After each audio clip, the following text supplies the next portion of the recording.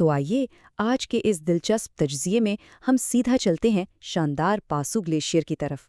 ہم صرف اس کی جغرافیائی ساخت پر ہی بات نہیں کریں گے، بلکہ یہ سمجھنے کی کوشش کریں گے کہ آخر یہ برف کا اتنا بڑا پہاڑ انسانی بقا کے لیے ایک لائف لائن کیسے ہے۔ اور ہاں، 20ویں صدی کے اوائل میں اس کی دریافت کی حیرت انگیز تاریخ پر بھی نظر ڈالیں گے۔ ذرا سوچئے، صدیوں سے یہ برف کا دریا مقامی لوگوں کی زندگیاں سنوار رہا ہے اور ساتھ ہی ساتھ تاریخ کے مختلف ادوار میں دنیا بھر کے مہم جوؤں کو بھی اپنی طرف کھینچتا رہا ہے۔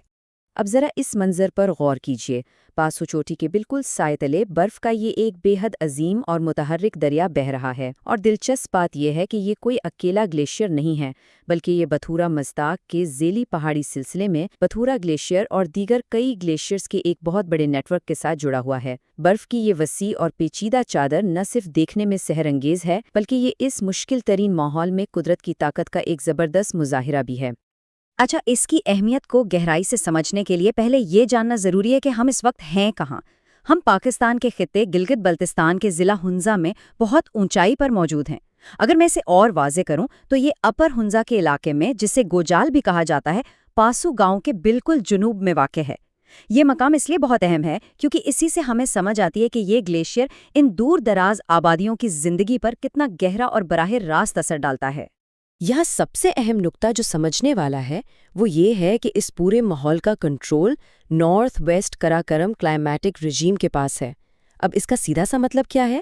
مطلب یہ ہے کہ اس گلیشیئر کی زندگی کا سارا انحصار سردیوں میں پڑنے والی شدید برف باری پر ہے۔ اس کے برعکس بہار اور گرمیوں میں یہاں بارش نہ ہونے کے برابر ہوتی ہے۔ یہ ایک بہت ہی باریک سا موسمیاتی توازن ہے جس نے برف کے اس دیو قامت دریا کو ہزاروں سالوں سے پگھلنے سے روکے رکھا ہے نا حیرت انگیز؟ ان سخت ترین حالات میں جو چیز سب سے زیادہ متاثر کرتی ہے وہ انسان کی اپنی جدوجہد ہے۔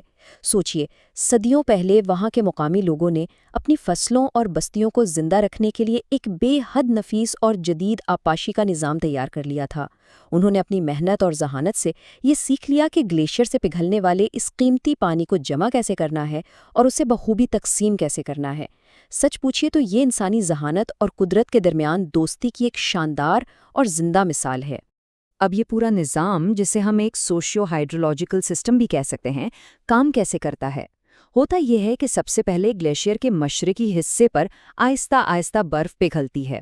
یہ پانی اکٹھا ہو کر پاسو جھیل بناتا ہے اور پھر وہاں سے سیدھا دریائے ہنزا میں شامل ہو جاتا ہے۔ یعنی برف کا ایک رکا ہوا ٹکڑا ایک چلتے پھرتے واٹر ٹاور میں بدل جاتا ہے، جو فصلوں کی آبپاشی اور انسانی زندگی کو پروان چڑھانے کے لیے لگاتار پانی فراہم کرتا ہے۔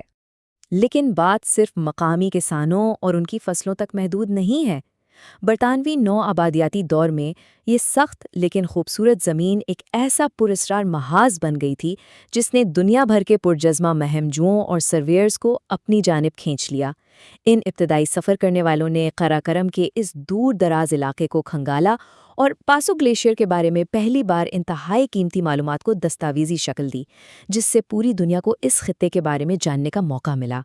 اگر ہم وقت کے پہیے کو تھوڑا پیچھے گھمائیں تو اس گلیشیئر کا سب سے پہلا باقاعدہ حوالہ 1925 کا ملتا ہے، جب ڈچ جغرافیہ دان ڈاکٹر فلپس ویسر اور ان کی اہلیہ نے اس گلیشیئر کے تقریباً 2/3 حصے کا تفصیلی سروے کیا۔